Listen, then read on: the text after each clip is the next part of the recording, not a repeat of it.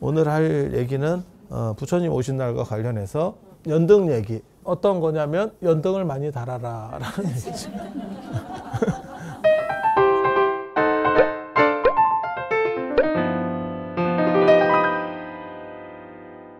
이게 그럴 연자예요. 자연할 때 연자. 그리고 앞에 불이 붙었어. 그러면 불이 자연스럽게 타는 거야. 타는 거야. 그래서 이거를 불탈연이라고 합니다. 불탈연 한자로. 그래서 연등하면 제일 먼저 떠오르는 것은 이 연꽃. 연등 아닙니까? 그래서 연등하면 연꽃등 아닙니까? 그건 아니고요. 그냥 불을 밝히는 등 자체를 모두 다 연등이라고 합니다. 그래서 뭐 팔각등이 돼도 되고 수박등이 돼도 되고 올해 연등에 제가 원래 연등에 전문인데 올해는 참석을 못하네. 월정사 금강경 봉창기도랑 겹쳐가지고 당신들도 참 안타깝게 생각을 합니다. 왜 야외에서 생방으로 나만큼 싸게 열심히 할 사람도 별로 없거든. 실내하고 야외가 훨씬 힘들고요. 그 다음에 야외에서 그냥 막 떠들려면 그거는 약간 강심장 아니면 잘 못해요. 그러니까 우리는 약간 버라이어티 쪽에 강하거든. 짜져 있고 대본 있고 이런 거 잘 못해요. 그래서 대본을 주면 순서를 보고 대본을 버리죠. 순서만 딱 보고 어떻게 대충 하는구나 라는 것만 목차만 보고, 그러니까 책을 주면 목차 보고 버려. 그게 우리는 변화의 철학을 추구하는 사람이잖아. 인생 버라이어티 아니야. 그럼 그냥 가는 거지. 뭘. 그래서 그 연등에도 이 연자예요. 그래서 여러 가지 종류의 연등들이 나오는 겁니다. 그러니까 불을 밝히면 불을 밝힌다라고 하는 거는 저런 등이 언제부터 있었습니까? 부처님 때 있었습니까? 어때? 있었을 것 같아? 그냥 생각해봐. 있었겠지. 등이 부처님 때 없었겠냐? 그럼 부처님 때는 저녁도 안 먹으면 깜깜해? 불이 발견된 이후부터 밤에 불 켜는 문화는 있겠지. 그냥 생각해보면. 아니 그렇지 않아요? 그러니까 인류는 어떻게 보면 불과 함께한 문명이에요. 왜 뭐 원시인들 이런 거 볼 때 불 켜놓고 이렇게 모닥불 켜놓고 자는 이유가 난방 문제도 일부분은 있지만 짐승이 습격해오는 문제를 처리하기 위해서 불이라고 하는 게 어떻게 보면 가장 강력한 인류의 방어 도구지. 모든 동물은 불 무서워하잖아. 사실 뭐 불이 지를 당장 죽일 것도 아닌데 시겁하니까 그걸 이용해서 인류가 생존을 장기간 했지. 지금은 인류가 맹수로부터 완전히 자유롭지만 실제로 우리가 약했을 때는 뭐 석기시대만 해도 그 짱돌로 때린다고 곰이나 뭐 이런 애가 어쩌라고 팁 줄까? 마사지로 여길 수도 있지. 돌도끼 맞고 결린 데가 풀렸어요 이러면서 곰이 한 방 후려칠 수도 있지. 근데 무기가 좋아지면 그걸 극복하잖아. 상대의 방어력을 넘어서는 거죠. 그래서 그렇게 되는 거고, 그 기간 동안 불에 대한 의존은 굉장히 컸죠. 조선시대도 불관리라고 하는 게 엄청나게 중요했고, 불관리를 잘못하면 여러분들도 뭐 다 아시는 것처럼 뭐 여자가 불씨를 꺼뜨렸다. 그러면 이제 난리가 나는 거고, 그리고 불이 중요하기 때문에 아궁리에 대한 신앙도 있는 거고, 아궁리가 불의 신 아그니에서 시작됐다. 라는 이야기도 했고, 그게 부뚜막 신앙이고 조왕 신앙으로 연결이 되는 거예요. 조왕신으로 연결이 되는 거고, 그 다음에 지금은 뭐 선물할 때 뭐 여러 가지를 하지만 예전에는 하이타이, 성냥 이런 걸 했었지. 불이 그렇게 강한 상징성들을 가지고 있기 때문에 그리고 불신, 태양신, 벼락신 이런 것들은 언제나 다 세요. 신앙 토템으로도 들어가는 거고. 그리고 불을 우리가 끄고 켜고를 자유롭게 하고 통제할 수 있는 게 어떻게 보면 성량이에요. 그전에는 진짜 힘들었던 거예요. 그래서 불의 통제라고 하는 건 굉장히 대단한 거고, 그래서 불에 대한 의존, 특히 지금은 밤이 불이 없어도 밝아요. 왜냐하면 간접 조명들이 너무 많기 때문에. 하지만 우리 어렸을 때는 진짜 칠흑 같은 어둠이라는 거를 여러분이 시골 분들 같은 경우 경험했죠. 우리 어렸을 때는 아니고 여러분들 어렸을 때. 저는 그 정도는 아니었습니다. 저는 그거를 언제 칠흑 같은 어둠을 겪냐면 등하관제 때. 서울은 등하관제 때. 등하관제 훈련했잖아. 북한에서 내려와서 폭격한다고 도시 전체를 불을 끄는 훈련을 했었어요. 서울은 그걸 주기적으로 했어요. 주기적으로. 그래서 서울 전체가 불을 꺼. 그래서 우리가 2층 집이었는데, 그래서 우리가 그 서울에서 이렇게 내려다 보잖아. 그거 굉장히 재밌었어요. 제가 어렸을 때. 왜냐면 모두가 일시에 불을 끄면 전체가 어두워져서 아무것도 안 보였는데 좀 지나면 별빛과 달빛에 의해서 뭔가 좀 형체들이 보이지. 그건 되게 재밌어. 그리고 진짜 시골 같은 데 가가지고 이렇게 흐린 날이면 불 끄면 진짜 이거 되지, 이거. 이게 진짜 한 치 앞도 안 보인다는 게 이거 되지. 이거 경험해 보셨어요? 이게 안 보이는 거지. 손이 있나? 이거. 그래서 그렇게 가는 거지. 그래서 예전에는 더 어두웠다. 그래서 거기에서 등불에 대한 부분은 굉장히 중요하다. 그리고 그게 집단 생활하는 데 있어서는 등이 무조건 필요해요. 그러니까 예를 들어서 그냥 절이야. 불국사에 아니면 통도사에 500명이 살았어요. 300명이 살았어요. 저런데 어떻게 300명이 삽니까? 이렇게 얘기하는데 옛날에는 그냥 이렇게 다다다다다 붙어서 자서 그래. 지금하고 틀려. 한 사람이 쓰는 공간 면적 자체가 완전히 비교가 안 돼요. 그래서 저렇게 살았어. 그러면 그 중에 여럿이 살다 보면 탈나는 사람도 있지 않겠어요? 그럼 밤에 화장실도 가야 되고 그렇지 않을까?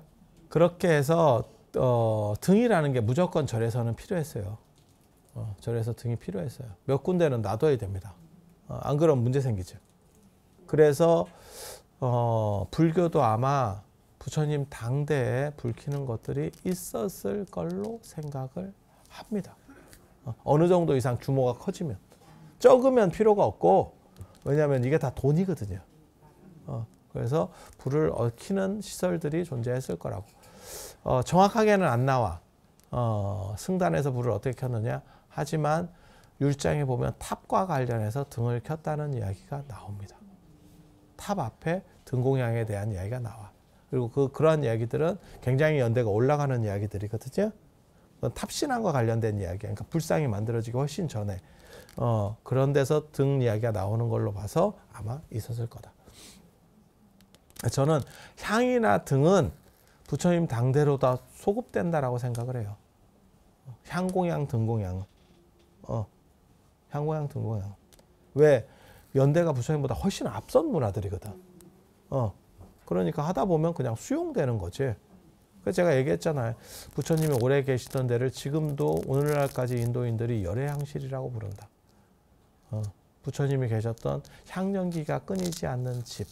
그리고 향공양, 등공양 이야기는 율장에 보면 탑에서 나와. 탑에서. 탑에 향이나 등을 올려라 라고 하는 얘기가. 그래서 밤에 그러한 등을 켜는 것들을 공덕으로 여기는 문화가 부처님 당대로 다 소급될 거다라고 생각하고, 특히 더운 지역은 향신료도 그렇고 향도 그렇고 이런 필연성들이 굉장히 강해요. 그래서 그런 것들이 계속 문화적으로 존재했을 거다 라는 생각을 하고, 그 다음에 등이라고 하는 거, 어떻게 보면 향은 플러스 알파적인 거고 등은 필요가 있는 거예요. 예를 들어 몇백 명이 살아야 돼. 야, 등 하나는 켜야 될 거 아니야. 누군가는 그거를 보시를 해야 되고 그 보시에 대한 공덕을 얘기하지 않을까? 쓰는 사람 입장에서는 굉장히 고맙지. 향은 좀 냄새 나면 되지 뭐 어쩔 건데. 이렇게 생각할 수 있는 거고, 이건 선택사항인 거고, 등 같은 경우는 지금은 이게 너무 흔해졌지. 아니, 그렇지 않아요? 예전 우리 어렸을 때, 야, 그거 보면은 가로등 하나를 더 켜기 위해서 가로등이 꺼져 있느냐 켜져 있느냐가 우범지대 비슷하게 돼. 그래서 그거를 하나 더 켜려고 계속 민원을 넣고 그런 경우들도 있어. 진짜. 그래서 그 가로등이 깜빡깜빡 거리고 있으면 가로등도 졸고 있는 딱 이런 거 나오잖아. 예전에 그거 못 봤어. 그럼 그걸 아시잖아. 지금은 휘황찬란하지. 휘황찬란하고 그때 생각해 보면 참 그렇지. 그래서 이렇게 등을 켜는 문화 그 자체를 다 연등, 불타는 등이라 해서 연등. 그래서 연꽃 모양 등만 있는 게 아니고 에브리바디 모든 밝은 등을 다 등이라고 하고 그 등 공양에 대해서 높게 올려주는 그 공덕이 대중적으로 참 어떻게 보면 먹을 거를 주는 것도 굉장히 고맙고 하지만 등 같은 경우는 진짜 불특정 다수를 위해서 아니면 그 집단에 만약에 100명, 200명이 통도사에 같이 살고 있어. 그러면 등 하나 켜주면 화장실 가는 사람들이 계속 다 편안했겠지. 그러면 얼마나 고맙겠어. 밤에 안 움직이는 게 정상인데 움직일 수밖에 없는 상황에서 굉장히 고마웠겠지. 그렇지 않을까? 그렇겠지. 그래서 이 연등에 대한 공덕이 있는 거고 단지 불교가 자꾸 어느 순간부터 연꽃을 강조하다 보니까 이거 아닌가라는 이야기를 하지만 실제로는 전혀 그렇지 않다. 그리고 불교와 연꽃의 관계가 그렇게 특출하지 않다더라. 내가 늘상 얘기하잖아. 불교와 연꽃은 진짜 특이한 거야. 왜?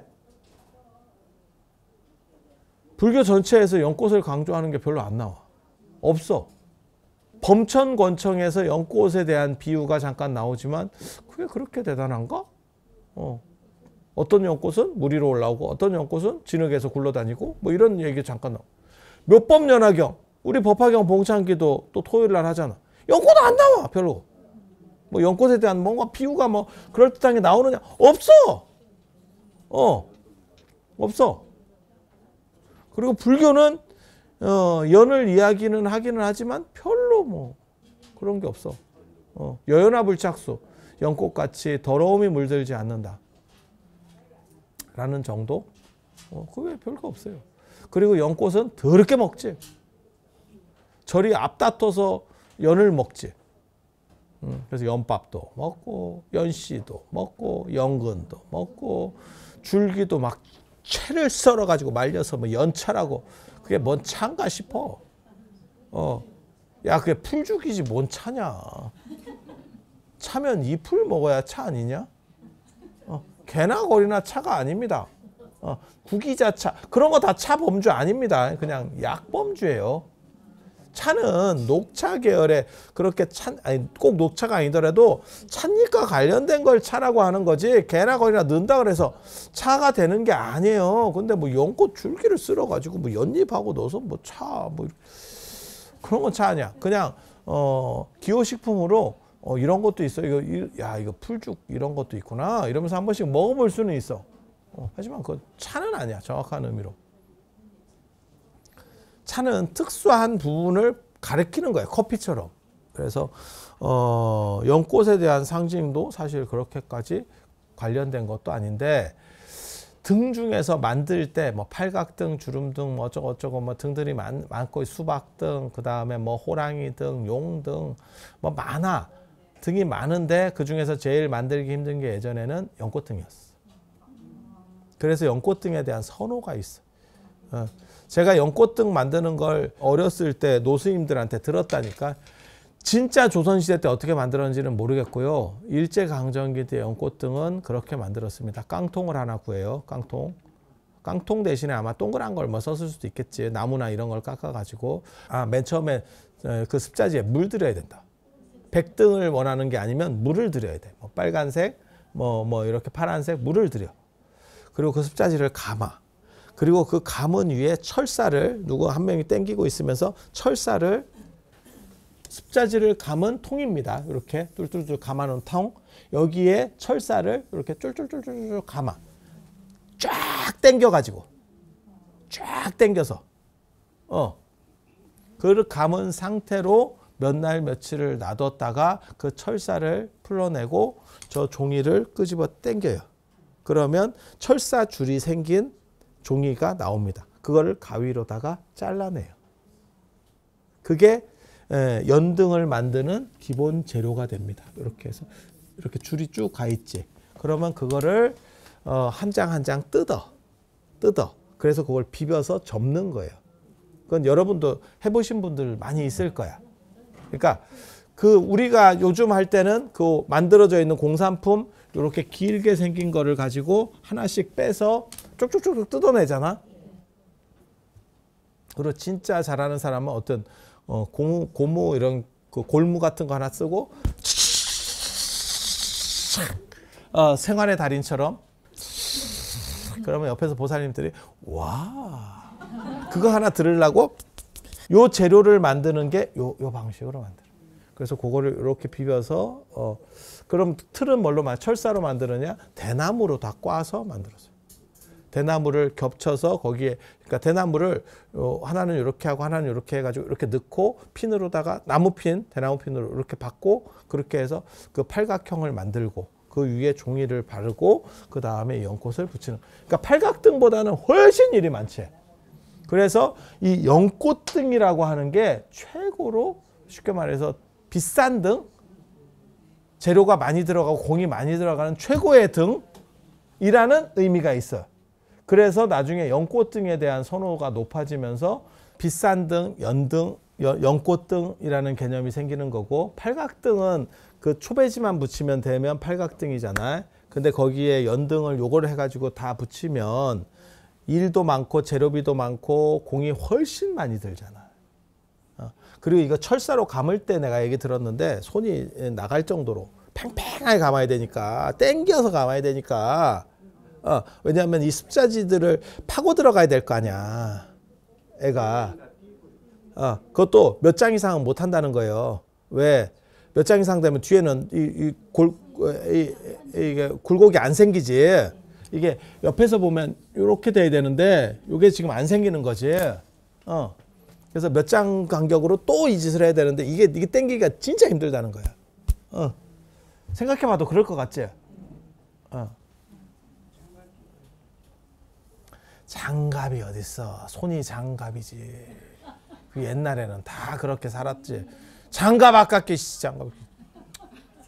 손이야 이게 다치면 재생되지. 장갑 재생되냐? 아니 진짜 여러분 어렸을 때 생각을 해보셔. 내 말이 맞잖아. 고무신 다를까봐 저 축구할 때는 고무신 옆에 벗어놓고 축구했다니까. 검정 고무신 다를까봐. 왜? 발은 회복되지만 고무신은 회복되지 않기 때문에. 아니 몰라요? 진짜야. 그게 여러분 어렸을 때 얘기야. 나는 운동합니다. 나는 절에 와서 고무신 신는 사람이에요. 그래서 연꽃등에 대한 선호가 있었고 그 연꽃등이 지금 주류가 됐다. 하지만 공산품이 된 상황에서는 니나 내나죠. 그거는 뭐 그런데 연꽃등이 한번 주류가 되니까 고급등이라는 생각이 있어서 연꽃등으로다가 일반화됐다. 너라.